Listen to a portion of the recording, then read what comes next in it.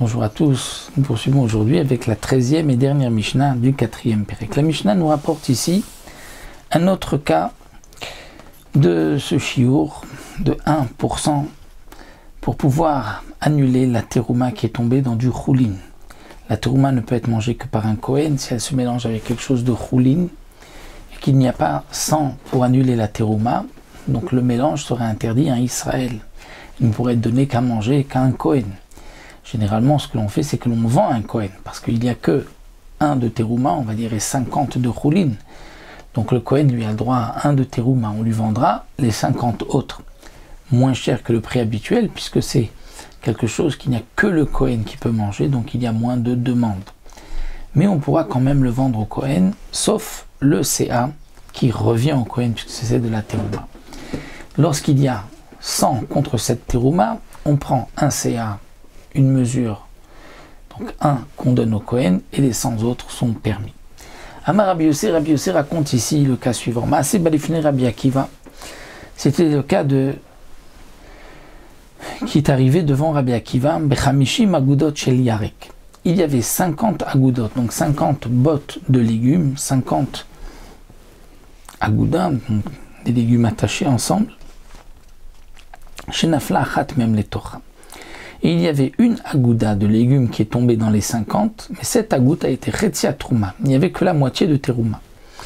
Donc lorsque cette agouda, qui était moitié terouma, moitié choulin, est tombée dans 50, il y avait donc 100 contre cette terouma. Vamar Téléphanav, j'ai dit devant Rabbi Akiva, ta'ale. Donc on pourra l'annuler, étant donné que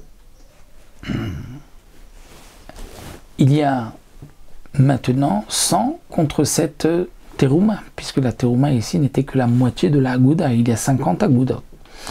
Et donc Rabbi Yossé vient préciser, ce n'est pas que la terouma qui est tombée ici va s'annuler lorsqu'il y a 51, donc 1 contre 50. C'est pas parce qu'il y a 50 agoudot, et là, c'est qu'en vérité, ici, il y avait 100 et 2 demi.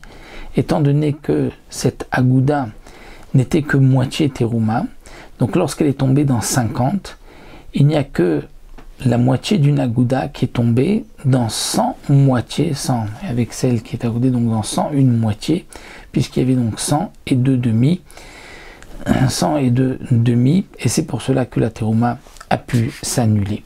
Rabbi Yossé étant un élève de Rabbi Akiva, alors les Mefarshim disent que la Rabbi Yossé n'a pas tranché une halakha devant Rabbi Akiva en disant ta'alé, il a certainement disputé devant Rabbi Akiva, et donc Rabbi Yossé vient nous montrer que la vie de Rabbi Akiva dans ce cas-là était que l'on va donc imaginer comme si donc nous avons ici 100 demi qui pourront donc permettre la moitié de cette agouda de terouma qui s'est mélangée, puisque nous avons maintenant un rapport de 1 pour 100.